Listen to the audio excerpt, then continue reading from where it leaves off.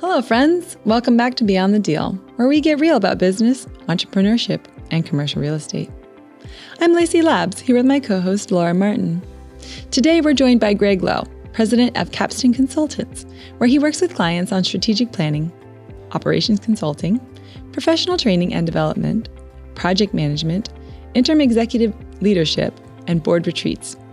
Greg has an extensive background in business operations and organization, and has been part of many projects and organizational successes over the years. In this episode, you'll hear how he founded and sold a technology company, helped found a classical education publishing company, his personal achievement of completing hiking every section of the Appalachian Trail, and what advice he would give to people beginning their careers in business operations. Greg Lowe, welcome to Beyond the Deal. It's great to have you with us. Nice to be here. Thank you. Glad to have you. Yeah. Let's start with just hearing a little bit about your background and how you got started in business. Like how far back? As far as you want to go. Well, I was born and raised not far from here in Maryland, about 25 minutes north of Baltimore, but at the time it was kind of a rural area. And it was back in the day when you were let out of the house at sunup and you were expected home by dark, sometimes with a lunch in between. So that's kind of how I grew up. I don't know. From a business perspective, my father was in business, and so I heard a lot about business at the dinner table, and that was part of my childhood. A lot of working jobs in the neighborhood, the normal things like cutting grass, et cetera. But my favorite thing was to buy things or find things and fix them up and sell them. My father let me do that in the front yard. So some of my earliest business deals were in the front yard, minibikes, go-karts, lawn mowers, that kind of thing. It was fun. And I learned a little bit how to talk with people, a little bit how to negotiate. People don't mind negotiating if you're 8 or 9 years old, if they can get a better price. So that was fun. But that's where I grew up in Maryland. Went to Towson. That was not too far from me, but I lived on campus for 3 years and commuted the last year. And yeah, I was a business major, and my concentrations were in marketing and management. And then I figured out real quickly that nobody wants to hire you to manage anything right out of college because you've not, I had some internships and other things, but that was my background, and that's kind of where I got started. Yeah. Yeah. I love the story of you with I can picture it, right? In the front yard, fixing up things. Did you have a sign? I did. Yeah. I had a sign, and we had a really busy road in front of our house that saw a fair amount of traffic. So a lot of things bought and sold there. Expanded into firewood and other things as I got older, I think when I was about 15, my dad said it'd be okay if I could have a chainsaw. So I thought, okay, that expands my opportunity a little bit. And yeah. So how did you end up in Pennsylvania? My first job out of college was with Nestlé. And as a lot of people that have a business management / marketing major, that you're not going to be managing too many large things when you first get out. And so I went to work for Nestlé in sales. And they transferred me to Virginia, down into Newport News area. And then I got transferred through a variety of different deals up to central Pennsylvania. And got married shortly after. My wife's a physical therapist, and then we fell in love with Central PA, started having little ones, and decided to stay. So I was with Nestlé about 5 years total. Did you meet Jen in college? I met Jen in a Christian youth group called Young Life. She's 2 years younger than me, so we were married when I was 24. She was 22 right after she graduated. And because she was in physical therapy, she had a lot of different opportunities to get jobs in different locations. And so we just decided to stay here. So she still practices on a per diem basis, but she started at Harrisburg Hospital at the time. Yeah, and I was with Nestlé. That's how we got to Central PA. That's awesome. Yeah. So at what point in your journey did you kind of figure out your strengths as an operations guy and kind of go in that direction? I don't know exactly if I could pinpoint a moment, but I've heard people say one of the ways to discover gifts and talents is to reflect on or log what people ask you to do repeatedly or continually. And so I found myself on the other end of those sorts of questions, like help me get this thing working, or help help operationally with thus and so. And so I guess I concluded pretty early on that operations was going to be an area where I'd spend most of my time. So that's probably how I got started in that direction. And I don't know if you're familiar with Gallup Strength Finders, but people that are high in some of mine are top 5 are a ranger and maximizer and activator, ones like that, which tend to be towards an operational skill set. So it's not that I've never had an idea, but I generally operate on helping others' ideas come to fruition is what I've found in the past. Yeah. Neat. So what was the first job that you had that you used those skill sets? Well, I was in sales, like I said, for Nestlé for those 5 years. But my first job was when I left Nestlé, I started a small technology company because this was shortly after Al Gore invented the internet, and started putting together PCs and selling them and doing training on these PCs. I was a little bit of a fan myself. Had worked within my own PC, and that was a startup, but it was really operational in nature. It was selling equipment to people, training them in how to use it, keeping it working, et cetera.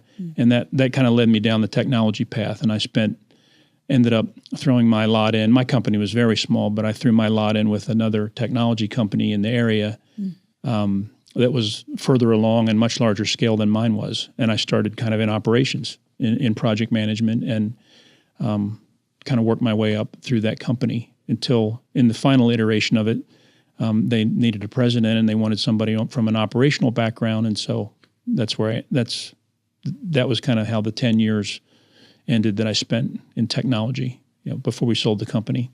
Okay. Yeah. So you left your job and started a company at what age? Yeah, I was, 22 plus 5, so 27. Okay. And I did like a lot of entrepreneurs. I was doing, instructor-led training for another company a couple of nights a week. Yeah. I taught some classes at Central Pennsylvania Business College at the time. It was referred to as all IT classes, and did hardware and software resale and configuration, and that's kind of how I got into it. But yeah, it was a step at the time. Jen was working full time at the time, so that was a help. But yeah, that was an interesting part of it. And then got me into technology, which of course exploded then and is still exploding now. So that was how the 10-year part started, though. Yeah, good field. Okay, so then you sold the technology company. Yeah, I was there 10 years. We sold it to a publicly traded company out of Florida. Okay. And at the time, fast forward, I have now 4 young sons. They're all engaged in a school that we were quite fond of. And it was just, to leave and move to Florida where the new company was headquartered was just not in the cards for us. And so we just decided to stay. And that's how I was introduced to McKonly Asbury. McKonly Asbury was a client of the IT firm, and they were looking for a chief operating officer. It was another step towards operations, and they wanted one that was all the rest of my partners were CPAs, and they wanted somebody to work in everything that didn't have to do with a tax or an audit document. And so I started there and was there just about 15 years in that capacity. And so, So a lot of things were happening. It wasn't that I didn't enjoy IT, and IT was still rapidly emerging, but it was just really like Central PA, and did not want to move the family and uproot the kids from their school at the time. And then right after that, the housing crisis happened. And so I'd have probably found myself with a dramatically overpriced home in Florida that I would have had a very, very difficult time selling. So very thankful to not have gone that way. And the company that acquired the IT company 2 years later sold it again to someplace in it with a different headquarters in another part of the country. And so that had been a bad deal, I think. And 10 years was a long time, so that was enough. Yeah. I think McKonly and Asbury is a good decision. Yeah, enjoyed working with them. Still talk to them all the time, and many, many good friends there through the years. And they're a good firm. Yeah, that always amazed me that you were not a CPA but a partner. But it makes sense. Somebody's got to look at the operations, and you're the right guy. Yeah, enjoyed it. And then a rapidly growing firm, so lots of different operational things and new facilities to open. And there were a few merger and acquisitions along the way, and other things that fun to help with. And nobody asked me about taxes or audits. And so That was good. that was great. Yeah. And you have a consulting company now? Yeah. I left at the end of 2018, and I opened up kind of my dream. It was to kind of end my latter 10 or 15 years of working and doing management consulting, particularly in the operations area, and started that in January 1st of 2019. So I've been doing that for the last, I guess, coming up on 6 years. Yeah. So, and some of the things you do are... Yeah, I do. A lot of what I have done in the past has been key hire, permanent placement. So when somebody's looking for an executive position or a CFO or controller, positions like that, I help them find those individuals. I've been doing a little bit more startup consulting. I'm working right now for a startup nonprofit that's going to be more in the education area, and it's, to be honest, is using up all of the time that I had wanted to dedicate to working and not chasing grandkids around. And so I've been doing a lot less placement and more almost exclusively focused on that effort. I could tell you more about it in January when it goes live. Can't talk about it much until then, but it's a space I'm very interested in, and I think serves the educational world, and more on that topic later. Okay, Yeah. good. So speaking of the educational world, though, along the way here somewhere, there was two things I know you were really involved in. So first off, where did Classical Academic Press kind of fit into that timeline? Yeah, well, my kids were attending Covenant Christian Academy, and the headmaster at the time was a guy named Chris Perrin. I was a longtime friend, and he and I were in youth ministry together at the church before either of us had children. But Covenant Christian Academy was started by a group of parents that called Chris to be the new founding headmaster.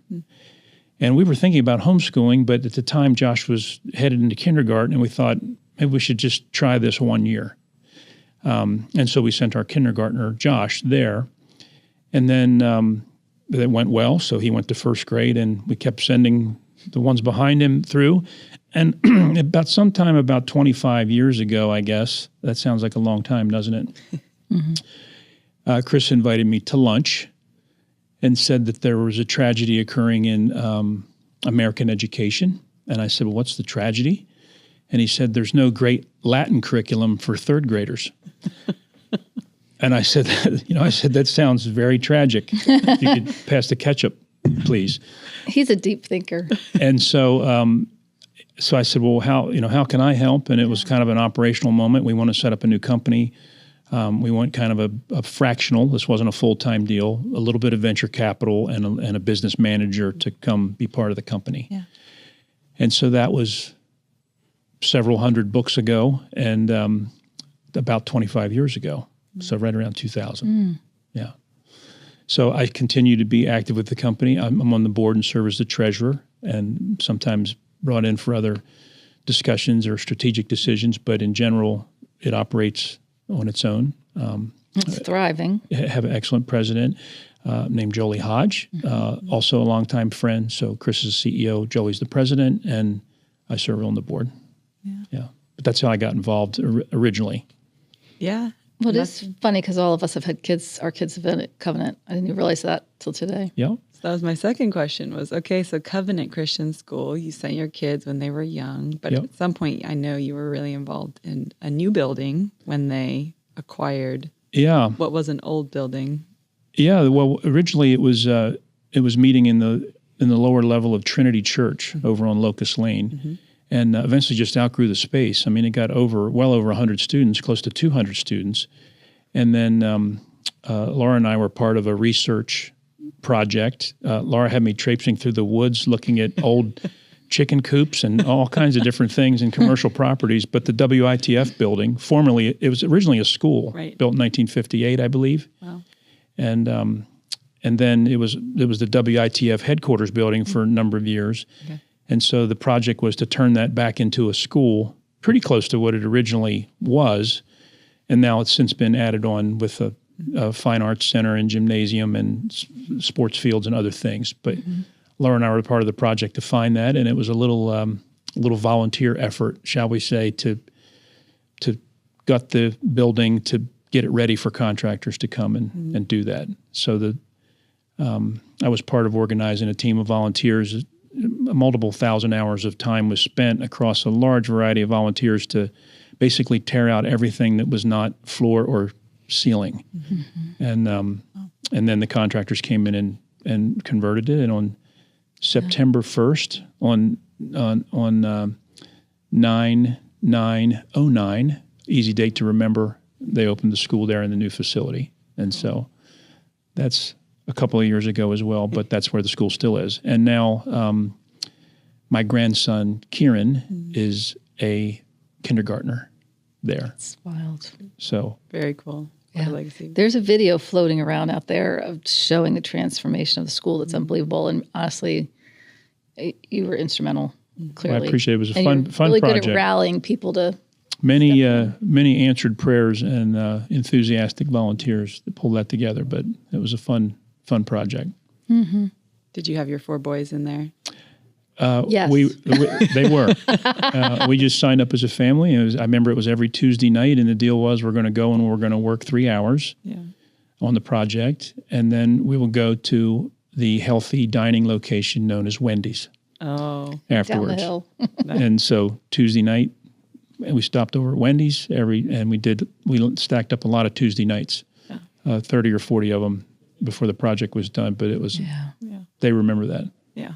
Especially my oldest, and the older of my children remember it even a little more than the younger ones do, but they all do remember it. How old were they? 33 to 27 At the time. is the range. Oh, okay. So Now they're, at the time they were, middle school down to, what's referred to as the grammar school. Yeah. So kind of young to do that heavy work. They were, over there. Yeah, they leaned in. They were probably in places of the building at some times that they shouldn't have been.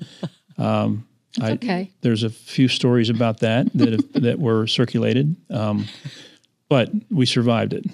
We survived it. The place is thriving. I went to the Christmas concert Last year with Lacey, and it was amazing. Yeah. Yeah. Yeah. It's good. Yeah, definitely.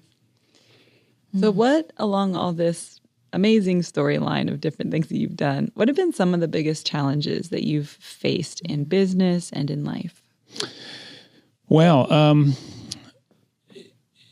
guess I would associate most of the challenges with just sometimes signing up to do some hard things. It seems a little bit countercultural the older all of us get. Not that you two are aging, but I am. And it just seems that it's a little countercultural to do hard things. Yeah. And so that tends to be something that attracts me to certain projects. I thought the school project was one of those. That this is going to be a hard thing. Certainly some mergers and acquisitions that I've been a part of have been hard things, just to get everything integrated and functioning as new people are brought in, or in some cases divestitures where you're saying goodbye to some people. They've been challenging projects, but I do enjoy that part of it. And so I don't know, something about that of it being a difficult thing or a hard thing is attractive to some people, and it's causes others to disengage. And I think more and more of our culture is headed towards disengagement when they approach a hard thing. They choose to do maybe something that may be a little bit easier. But in instances where the hard thing is the best thing, or you believe it to be, that's kind of what gets my attention.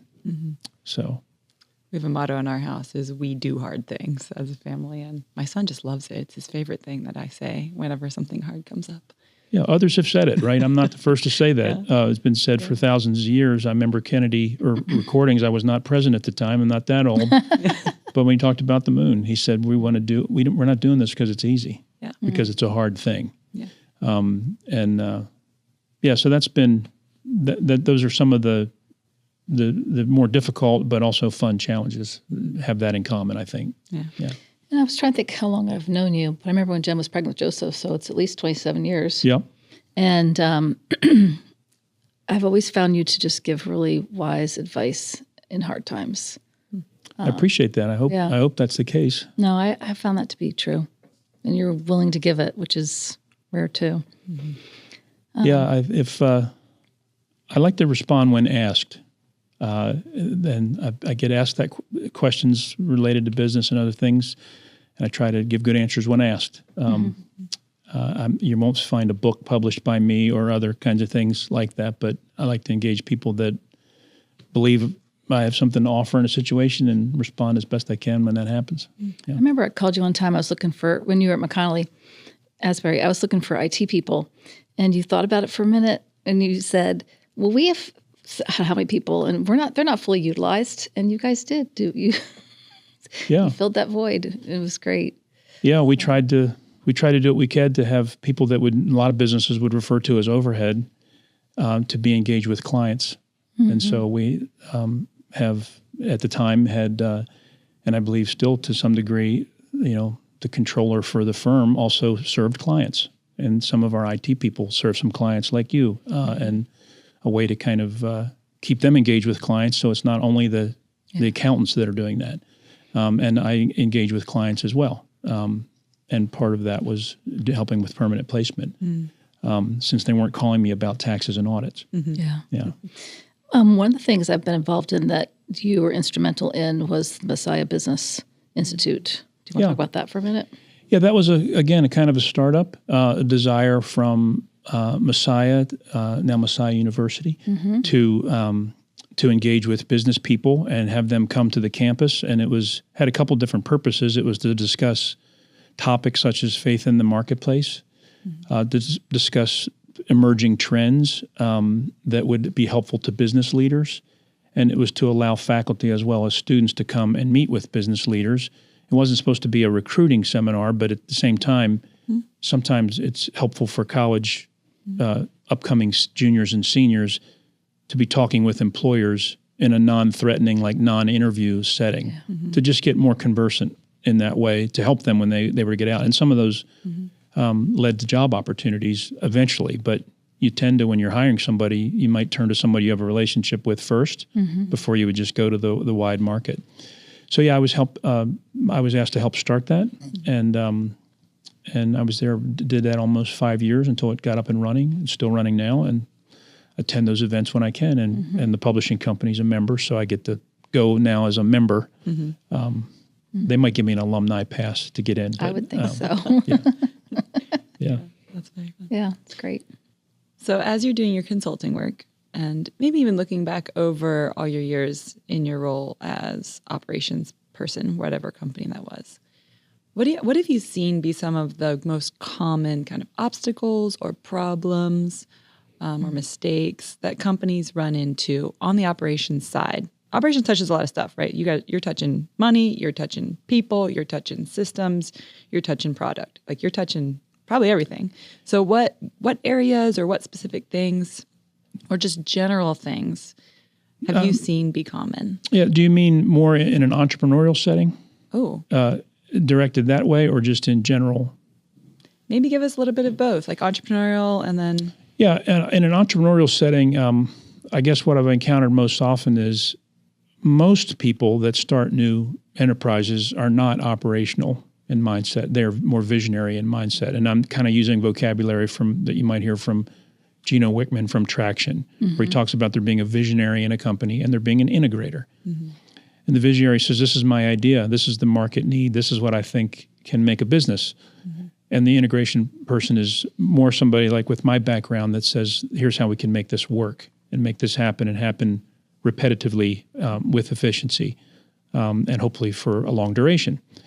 So a lot of the mistakes I see are entrepreneurs with incredible ideas that they themselves do not possess an integrator type of background, but they continue on anyway. So they do convince a lot of people of the merits of the idea, but it often doesn't operate very well and sometimes does not end up fulfilling whatever that original idea was. So I guess I've seen that most common within entrepreneurs. It's occasionally you will find operators that start businesses or integrators that start businesses. But in the best situations, I find entrepreneurs partner up with integration type people very early on in the process. And it allows some other things to kind of happen with the development of the corporation. If you think of all the most impressive visionaries that all of us could name, not too far out of that spotlight is an integrator, is an operations person. So at the entrepreneurial level, that's something I see fairly common. And then it's not without its tension when you have a visionary and an integrator. Oftentimes it's sort of a dance between those two that is trying to be executed without stepping on one another's toes. The operations person is responsible for the day-to-day running of the business. Does the visionary parachute in at different times, drop down, start issuing doctrinal statements, edicts, et cetera, and disturbing the operation, and then parachute back out for long periods of time while they're off creating the next idea? And that's something I see in organizations where the best organizations figure that out. And those two people complement one another, two individuals, and to me, that produces the best outcomes. Yeah, that's probably how I'd answer at the entrepreneurial level. That's the same case in large corporations, right? You generally do have a visionary sort of element, but you have strong operations also, and that's probably, I would say, the same sort of thing is conflict between those two camps. Is companies that solve that and sort of maximize the potential of that idea, they solve that. And unsuccessful companies do not. So you're saying basically that the tension between the two is important, right? Like you need both roles. Yeah. But figuring out how that relationship works and how they adapt to each other and when they say yes to the visionary and when they say yes to the operations and how they do all that is kind of the... Yeah, it should be a healthy tension. Yeah. And it should be the best companies resolve it.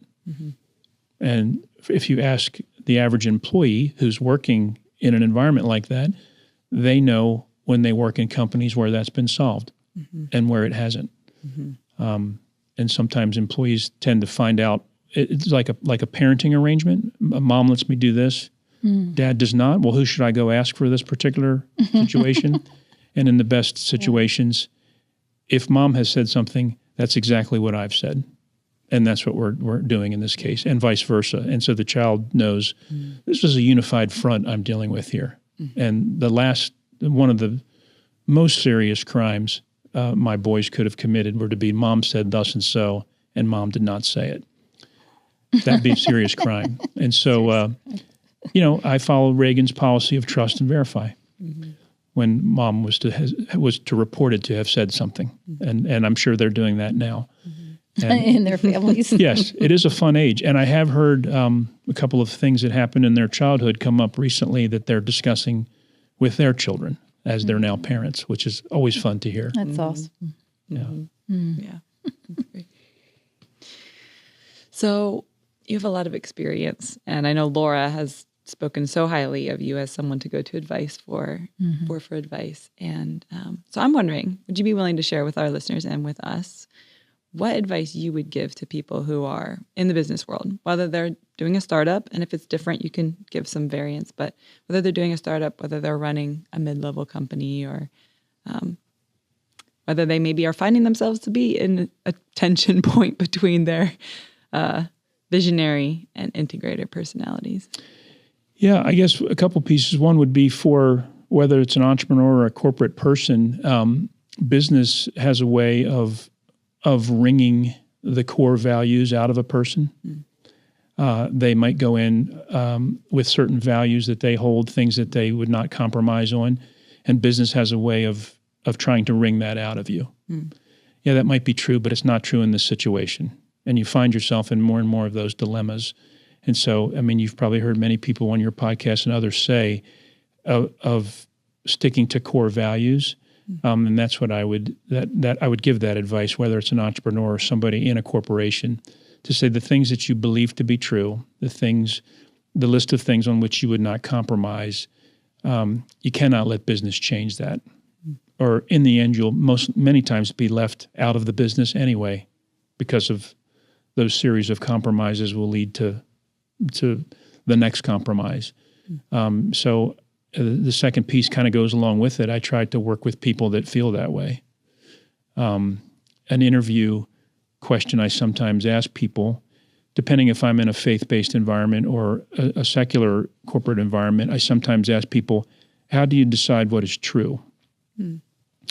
And I'm interested to hear, it's not a question that you easily can fake your answer to. So how do you decide what is true is a way to see if a person has an ultimate standard that's above themselves.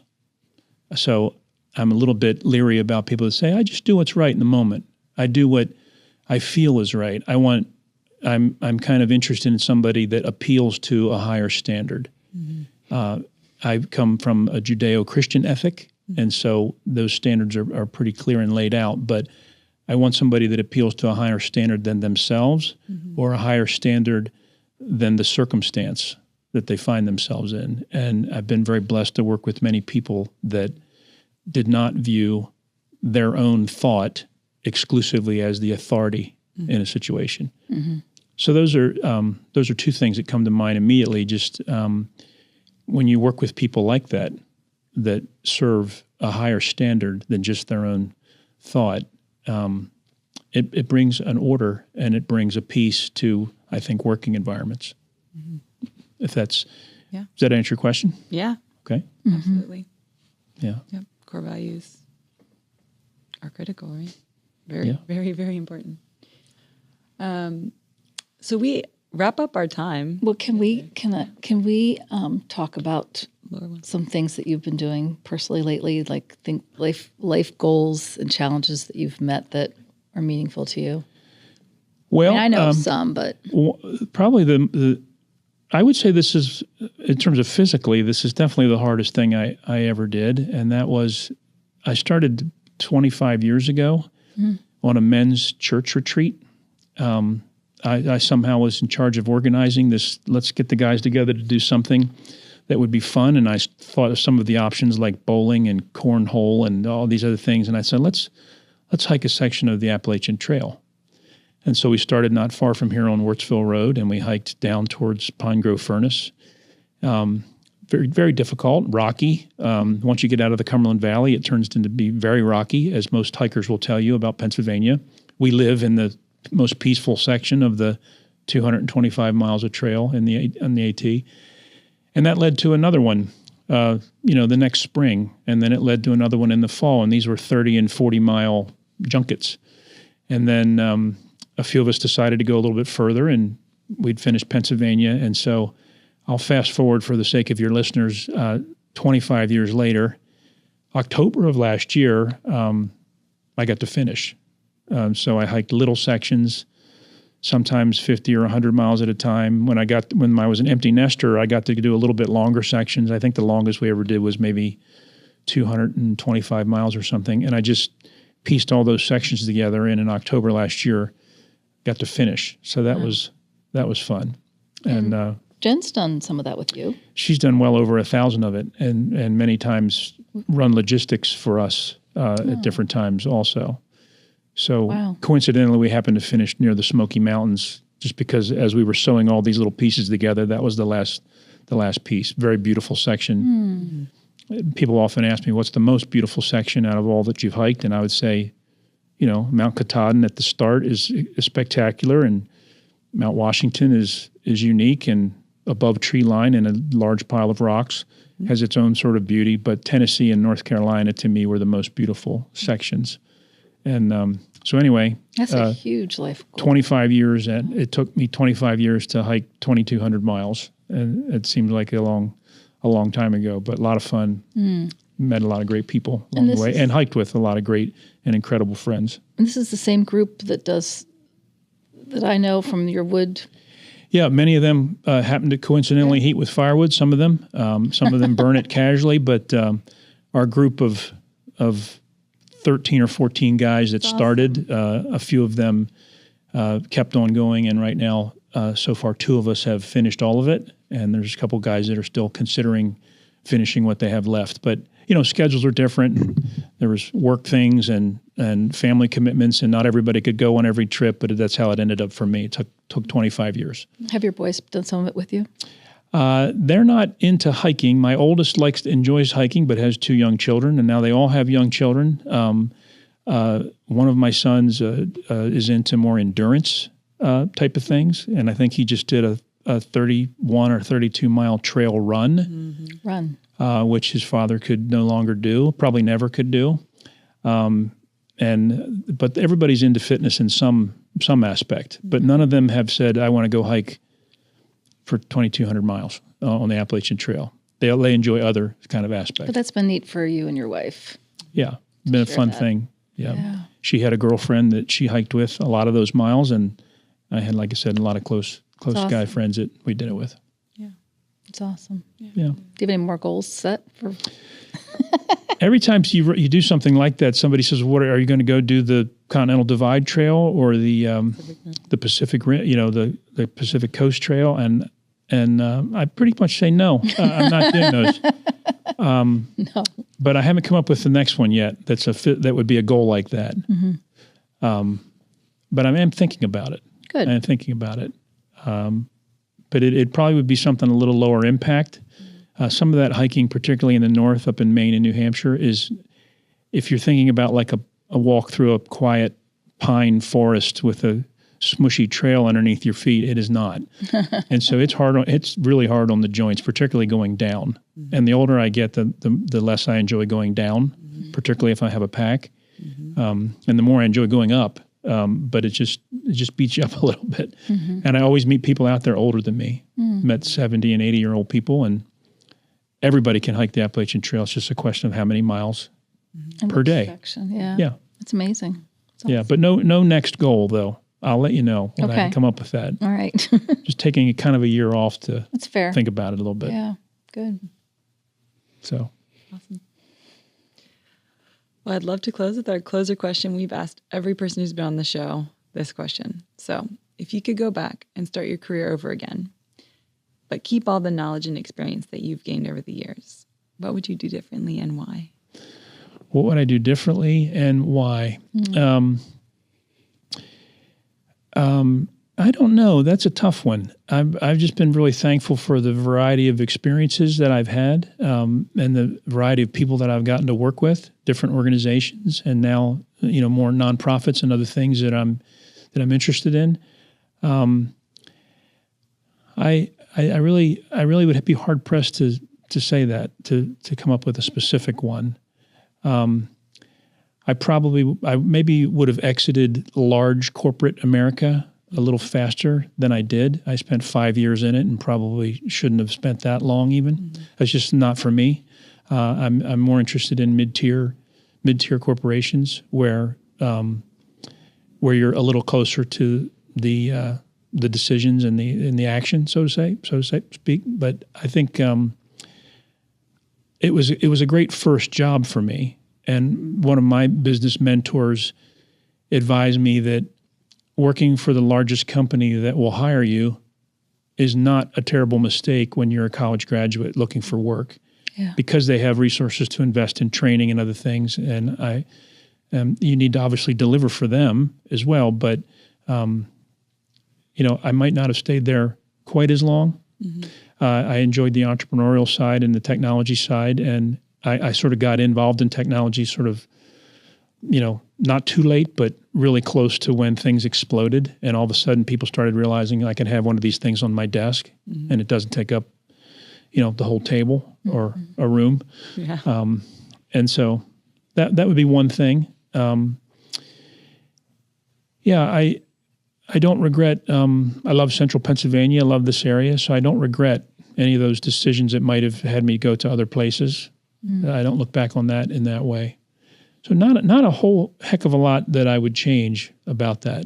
And I think I got out of full-time 40-hour a week corporate work for me at the right time as well, where I still had an opportunity to work 10 more years, but to choose a couple of different projects to work on that I might not have been able to if I was working in a full-time corporate setting, right? So that's what comes to mind. Busy.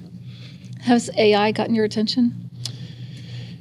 Yeah, I have several sons that are involved in businesses that rely on AI quite a bit. Some of the business that I'm involved with now use AI frequently.